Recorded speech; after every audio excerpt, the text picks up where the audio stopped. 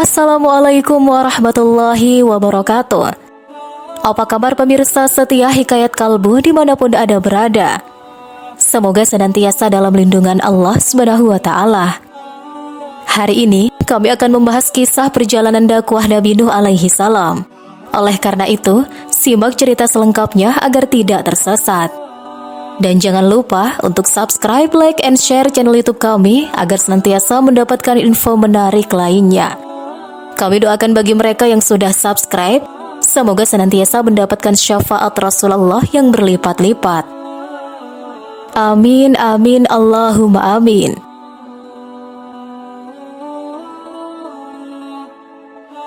Nabi Nuh alaihi salam merupakan keturunan ke-9 dari Nabi Adam.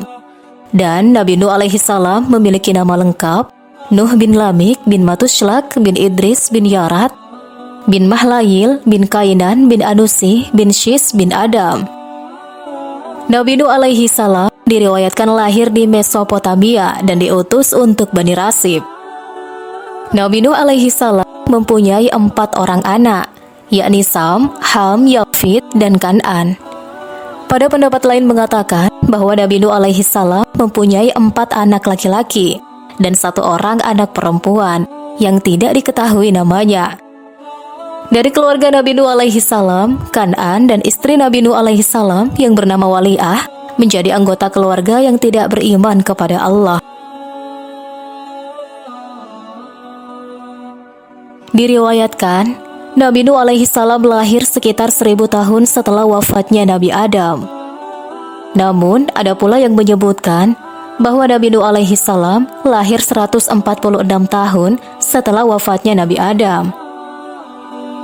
Pada masa itu, terjadi kekosongan di antara 2 rasul, Nabi Adam alaihi salam dan Nabi Idris alaihi salam, yang dikenal dengan masa fatrah. Apabila dibiarkan terlalu lama, ditakutkan umat manusia akan kembali ke ajaran nenek moyang, yakni menyembah berhala dan melakukan berbagai macam dosa, seperti membuat kemungkaran dan bermaksiat. Pada masa fatrah itulah, Nabi Nuh alaihi salam menerima wahyu dari Allah Subhanahu wa Ta'ala untuk menyebarkan ajaran tauhid, yakni menyembah Allah Subhanahu wa Ta'ala yang Maha Esa. Nabi Nuh alaihi salam, nabi sekaligus rasul pertama yang diutus di tengah-tengah Bani Rasib. Diketahui, Bani Rasib ini menyembah 5 berhala, yakni Wat, Suwa, Yaguts, Ya'uq, dan Nasr. Dikisahkan, berhala-berhala tersebut berasal dari nama-nama orang saleh yang kala itu hidup di tengah kaum tersebut. Mereka membuat patung tersebut untuk mengenang jasa dan kebaikan 5 orang yang taat itu. Sayangnya, semakin lama Bani Rasib tersebut justru mulai mengistimewakan dan bahkan mulai menyembah patung tersebut. Selain itu, Bani Rasib terkenal karena kesombongan dan kezaliman mereka. Mereka terlena oleh kekayaan yang diberikan oleh Allah Subhanahu wa Ta'ala, sehingga menganggap harta sebagai satu-satunya penentu kehormatan dan harga diri seseorang. Pada masa itu, kaum miskin dipandang rendah dan ditindas oleh kaum Nabi Nuh. Kesombongan mereka begitu besar, hingga budak dan binatang pun menjadi saksi dari kezaliman tersebut. Hal ini membuat Nabi Nuh alaihi salam sangat bersedih, meskipun ia tetap berdakwah dengan harapan membawa kaumnya kembali kepada ajaran tauhid.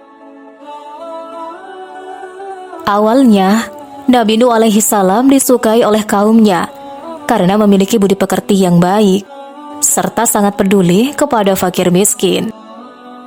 Namun, kaum tersebut berubah ketika Nabi Nuh alaihi salam mengajaknya untuk menyembah Allah Subhanahu wa Ta'ala dan meninggalkan berhala. Nabi Nuh alaihi salam mulai mengajak kaumnya untuk menyembah Allah Subhanahu wa Ta'ala. Sayangnya, Nabi Nuh alaihi salam mendapatkan penolakan keras dari Bani Rasib dan mengatakan bahwa Nabi Nuh alaihi salam adalah orang yang sesat. Sebanyak 43 ayat dari 28 surah di dalam Al-Quran membahas tentang Nabi Nuh. Kisah Nabi Nuh alaihi salam yang berdakwah kepada Bani Rasib pun tertulis dalam Al-Quran surat Al-A'raf ayat 59 hingga 64. Sungguh, kami telah mengutus Nuh sebagai rasul kepada kaumnya. Lalu ia berkata, "Wahai kaumku, sembahlah Allah, karena tidak ada Tuhan bagi kamu selain Dia. Sesungguhnya, kalau kamu tidak menyembah Allah, aku takut kamu akan ditimpa azab hari yang besar atau hari kiamat." Pemuka-pemuka dari kaumnya berkata, "Sesungguhnya kami benar-benar melihatmu berada dalam kesesatan yang nyata." Dia Nuh menjawab, "Hai kaumku, tidak ada padaku kesesatan sedikit pun. Tetapi aku adalah rasul dari Tuhan semesta alam. Aku sampaikan kepadamu risalah atau amanat dari Tuhanku, dan aku memberi nasihat kepadamu. Aku mengetahui dari Allah apa yang tidak kamu ketahui. Apakah kamu tidak percaya dan heran bahwa telah datang kepada kamu peringatan dari Tuhanmu kepada seorang laki-laki dari golonganmu, agar dia memberi peringatan kepada kamu, agar kamu bertakwa, dan agar kamu mendapat rahmat. Karena mereka mendustakannya, Nuh, kami selamatkan dia dan orang-orang yang bersamanya di dalam bahtera, serta kami tenggelamkan orang-orang yang mendustakan ayat-ayat kami. Sesungguhnya mereka adalah kaum yang buta mata hatinya." Kaum Nabi Nuh alaihi salam tetap tidak mau menyembah Allah Subhanahu wa Ta'ala. Bahkan, perbuatannya semakin hari semakin sewenang-wenang. Kaum tersebut menganggap bahwa kekayaan yang dimiliki membuatnya dapat berbuat sesuka hati. Kaum tersebut meremehkan Nabi Nuh alaihi salam beserta pengikutnya karena lebih miskin.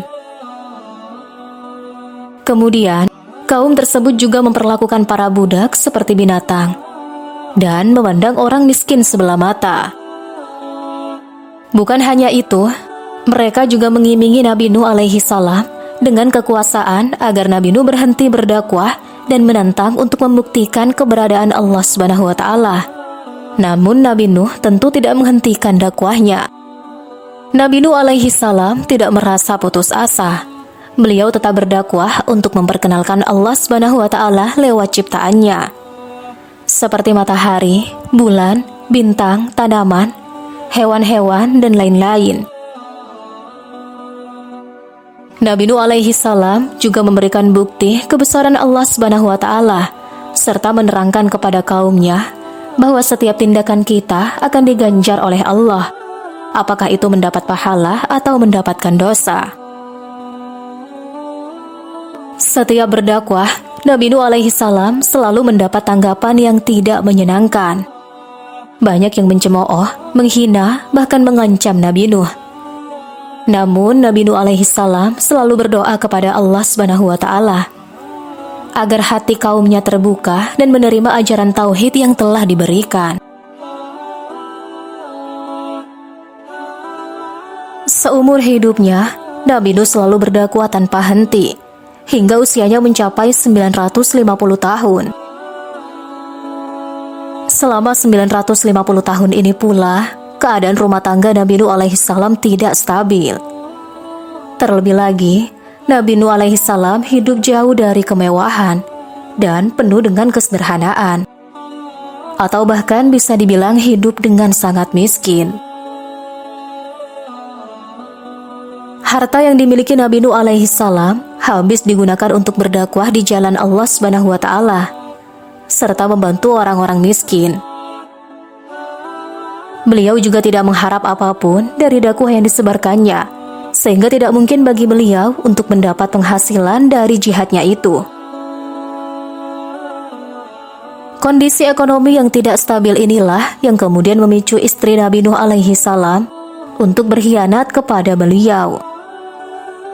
Konon disebutkan bahwa pada saat rumah tangga yang tidak stabil itulah datang seorang nenek hendak menyogok istri Nabi Nuh alaihi salam.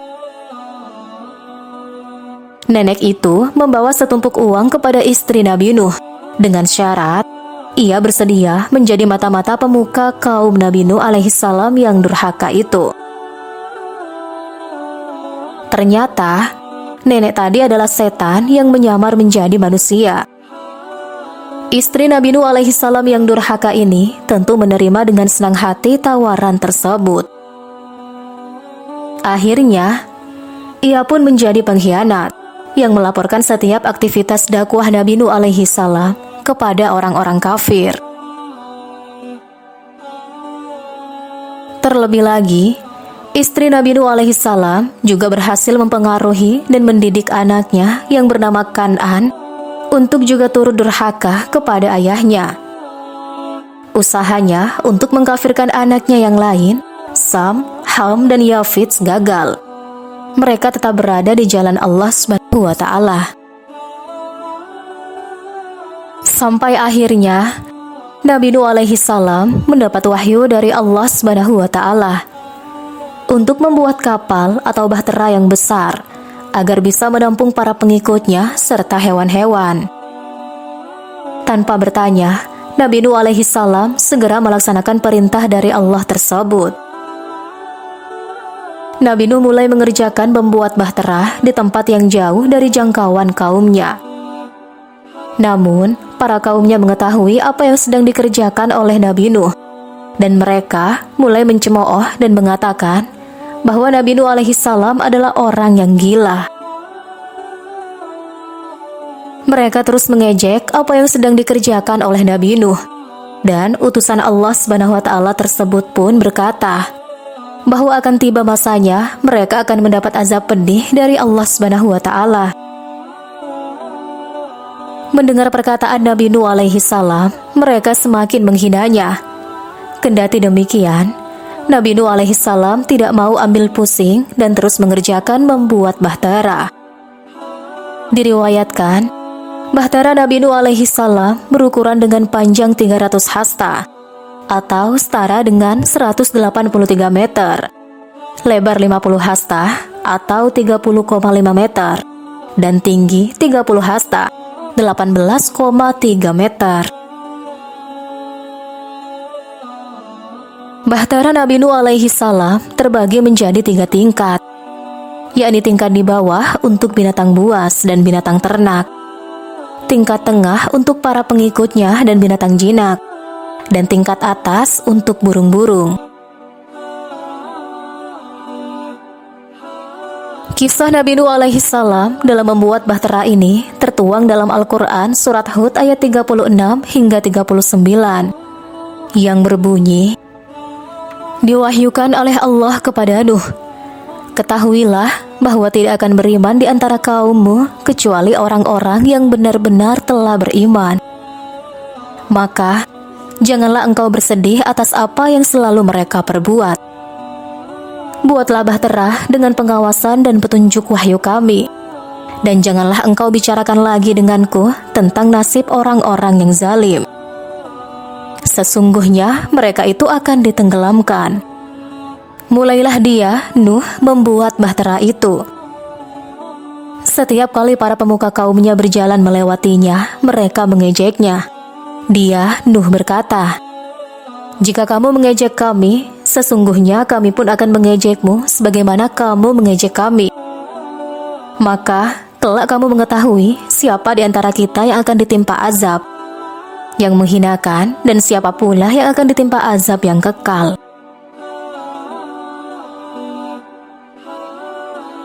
Hari pembalasan bagi kaum Nabi Nuh alaihi salam pun tiba.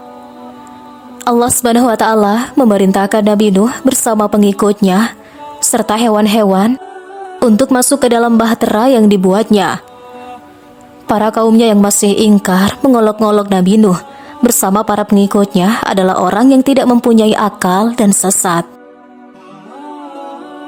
Namun, Nabi Nuh alaihi salam tidak memperdulikan omongan mereka. Sebelumnya, kaum Nabi Nuh alaihi salam telah diberitahu bahwa akan ada banjir bandang yang dapat menenggelamkan wilayah tersebut, bahkan bisa menenggelamkan seluruh manusia. Namun mereka tidak mempercayai kata-kata Nabi Nuh alaihi salam. Bahkan, istri Nabi Nuh alaihi salam dan anak mereka yang bernama Kan'an termasuk ke dalam golongan kaum yang tidak menaati ajaran Nabi Nuh alaihi salam. Nabi Nuh alaihi salam pun masih mencoba mengajak sang istri dan Kan'an untuk beriman kepada Allah Subhanahu wa taala. Namun keduanya tetap menolak dan tetap berpegang teguh kepada ajaran nenek moyang. Sehingga dengan berat hati, Nabi Nuh alaihi salam meninggalkan dua anggota keluarganya tersebut. Nuh memanggil anaknya, sedang dia, anak itu, berada di tempat yang jauh terpencil. "Wahai anakku, naiklah ke bahtera bersama kami, dan janganlah engkau bersama orang-orang kafir." Dia, anaknya, menjawab, "Aku akan berlindung ke gunung yang dapat menyelamatkanku dari air bah." Nuh berkata, "Tidak ada penyelamat pada hari ini dari ketetapan Allah, kecuali siapa yang dirahmati olehnya." Gelombang menjadi penghalang antara keduanya. Maka jadilah dia, anak itu, termasuk orang-orang yang ditenggelamkan. Quran Surat Hud ayat 42 hingga 43. Maka habislah kaum yang mengingkari ajaran Nabi Nuh alaihi salam, termasuk istri dan anaknya, Kan'an. Setelah berlayar di dalam kapal, bahtera Nabi Nuh alaihi salam pun berlabuh. Dalam Al-Quran Surat Hud ayat 44 dituliskan bahwa kapal Nabi Nuh alaihi salam berlabuh di atas gunung Judi, yang kini dipercaya berada di Irak. Hal ini menjadi peradaban kedua manusia, di mana dipercaya bahwa manusia di dunia hari ini adalah keturunan Nabi Nuh alaihi salam. Diriwayatkan, tidak banyak pengikut Nabi Nuh alaihi salam dan semuanya meninggal dunia karena wabah setelah banjir bandang. Namun, sebagian pendapat yang lain mengatakan bahwa pengikut Nabi Nuh alaihi salam tidak dapat memiliki anak karena usia mereka yang sudah berusia lanjut. Sehingga, penyebaran umat manusia yang kedua ini berasal dari anak-anak Nabi Nuh alaihi salam, yakni Sam, Ham, dan Yafith. Salah satu hadis Nabi Muhammad SAW yang diriwayatkan oleh Imam Ahmad dikatakan, Sam adalah moyang orang Arab, Ham adalah moyang Habsyah, Ethiopia, Afrika, dan Yafith adalah moyang orang Rum, Romawi, Eropa. Hal ini tentu diperkuat dengan firman Allah Subhanahu wa taala dalam Al-Qur'an surat As-Saffat ayat 75 hingga 77 yang berbunyi, "Sungguh Nuh benar-benar telah berdoa kepada kami, dan sungguh kamilah sebaik-baik yang memperkenankan doa. Kami telah menyelamatkan dia dan pengikutnya dari bencana yang besar. Kami menjadikan keturunannya orang-orang yang bertahan di bumi." Nabi Nuh alaihi salam merupakan salah satu nabi dan rasul yang mendapatkan gelar Ulul Azmi. Gelar tersebut merupakan gelar spesial yang diberikan kepada nabi dan rasul karena memiliki ketabahan yang luar biasa dalam menyebarkan ajaran Allah Subhanahu wa taala. Nabi Nuh alaihi salam juga menjadi nabi pertama yang mendapatkan wahyu dari Allah untuk menyampaikan ajaran tauhid kepada kaum yang ingkar. Diketahui, usia Nabi Nuh alaihi salam adalah 950 tahun. Dan selama 500 tahun berdakwah, hanya sedikit yang mengikuti ajaran Nabi Nuh untuk menyembah Allah Subhanahu wa taala. Ia berdakwah selama 3 generasi dan hanya memperoleh 70 orang pengikut dengan tambahan 8 anggota keluarganya. Dalam riwayat menyebutkan bahwa pengikut Nabi Nuh alaihi salam kurang dari 100 orang. Dalam Al-Quran Surat Hud ayat 40, pengikut Nabi Nuh alaihi salam dituliskan kecuali hanya sedikit. Atas kesabaran serta ketabahan Nabi Nuh alaihi salam, beliau dijuluki Ulul Azmi. Selain Nabi Nuh alaihi salam, ada 4 nabi dan rasul lainnya yang diketahui mendapatkan gelar Ulul Azmi, yaitu Nabi Ibrahim alaihi salam, Nabi Musa alaihi salam, Nabi Isa alaihi salam, dan Nabi Muhammad sallallahu alaihi wasallam. Kisah Nabi Nuh alaihi salam memberikan pelajaran yang mendalam tentang kepatuhan kepada Allah Subhanahu wa taala, kesabaran, keteguhan dalam berdakwah, dan tawakal kepadanya. Hal itu semua adalah nilai-nilai yang dapat diterapkan dalam kehidupan sehari-hari untuk menjalani hidup yang lebih bermakna dan bertanggung jawab di hadapan Allah Subhanahu wa taala. Dari berbagai macam permasalahan pada Nabi Nuh, berikut 4 pelajaran yang bisa kita teladani dari kisah Nabi Nuh. 1. Bersabar dalam berdakwah. Nabi Nuh berdakwah selama kurang lebih 650 tahun. Waktu yang memang sangatlah lama. Selama berdakwah 650 tahun itu, Nabi Nuh cuma mendapat hinaan dan dicemooh dari kaum Bani Rasib. Makanya, pada saat itu, Nabi Nuh hanya memiliki sedikit pengikut. Namun, Nabi Nuh tetap bersabar untuk menyampaikan perintah Allah Subhanahu wa taala kepada umatnya. 2. Pengorbanan yang besar. Nabi Nuh diperintahkan oleh Allah untuk membuat sebuah bahtera atau kapal agar menghindari kaumnya dari bencana banjir yang besar. Ketika membuat kapal itu, banyak orang-orang yang menghinanya dan menyebut Nabi Nuh itu sudah gila. Meskipun begitu, Nabi Nuh tetap berusaha menyelesaikan pembuatan kapal itu. Jadi, di sini kita belajar bahwa dalam menggapai apa yang kita inginkan, dibutuhkan pengorbanan yang besar di baliknya. 3. Tekad yang kuat. Perjalanan Nabi Nuh dalam berdakwah memang tidaklah mudah untuk ditempuh. Hal ini juga dijelaskan dalam surat Nuh ayat 6 hingga 7. Karena ada banyak kaumnya yang membangkang dan menentang ajaran yang disampaikan Nabi Nuh.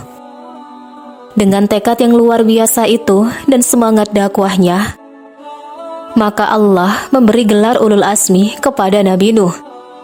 Kita juga bisa mempelajari dari kisah ini bahwa Allah tidak melihat hasil dari segala usaha kita, melainkan proses kita saat berusaha mencapai apa yang kita inginkan.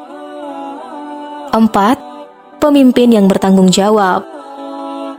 Selama perjalanan dakwahnya, Nabi Nuh telah menerapkan bermacam-macam metode dakwah, baik itu secara sembunyi-sembunyi ataupun terang-terangan. Namun, segala usahanya tidak mendapatkan hasil yang baik. Karena kaumnya dari awal sudah menolak ajaran yang telah dibawa oleh Nabi Nuh.